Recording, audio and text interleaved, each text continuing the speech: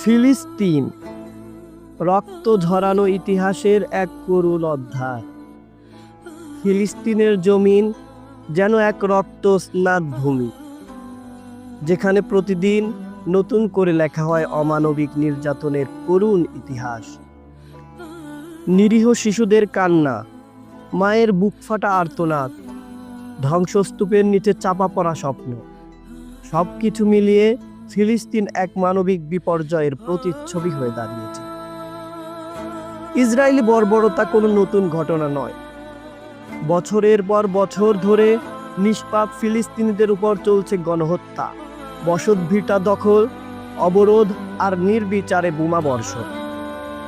হাসপাতাল, স্কুল, মসজিদ, কোনো কিছুকেই রেহাই দেওয়া হয় না। রাতের অন্ধকারে শিশুদের চিৎকার আর বিধ্বস্ত জনপদের ছিন্ন ভিন্ন লাশগুলো যেন পুরো মানবতাকে ধিক্কার দেয়। একজন মায়ের আর্তনাদ আমাদের হৃদয়কে কাঁপিয়ে তোলে। সেই মা চিৎকার করে করে বলে, আমার নিষ্পাপ সন্তান কি অপরাধ করেছিল? কেন সে এক ফোঁটা দুধের জন্য চিৎকার করতে করতে প্রাণ হারাবে?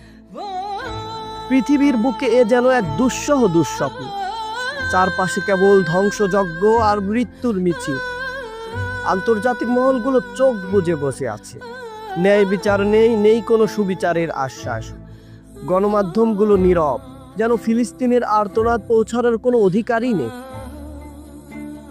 তবুও ফিলিস্তিনিরা মাথা নত করেন। তাদের চোখে এখনো স্বাধীনতার স্বপ্ন, অন্তরে এখন আল্লাহর প্রতি অবিচল বিশ্বাস। শিশুরা গুলির মুখেও হাসে, এক টুকরো রুটি খুঁজে পেলে ভাগ করে খায়। এই অবিশ্বাস্য মনোবলই একদিন দখলদার শক্তিকে পরাস্ত করবে। হে বিশ্ববাসী, আর কতদিন তোমরা নীরব থাকবে? আর কত শিশু হত্যা দেখলে তোমার হৃদয় কেঁদে উঠবে? ফিলিস্তিনিদের রক্ত কি তোমাদের বিবেককে জাগাতে পারে না? এখনো সময় আছে।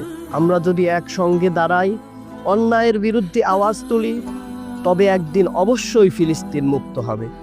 আর সেই দিনই হবে মানবতার বিজয়ের দিন।